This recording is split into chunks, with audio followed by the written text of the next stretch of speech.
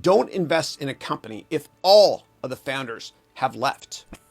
For example, since Andy Grove left Intel, and he was one of the co-founders, Intel has lost a ton of market share, and Nvidia, a graphics chip company, I can't believe it, but their market capitalization is bigger than Intel now. It blows my mind. Unbelievable. But and even when Steve Jobs, God bless him, when he left Apple for obvious reasons, they haven't really innovated that much. They've made a bigger iPad, a bigger iPhone, a smaller iPad. They haven't created any groundbreaking new products.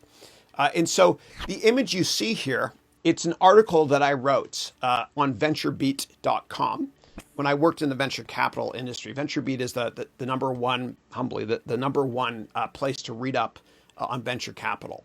So search my name and you'll see an article I published called "When a Company Founder Resigns, Investors Should Run for the Exits" as well. In most cases, not all cases, but in most cases. And we'll have plenty of case studies on that as well.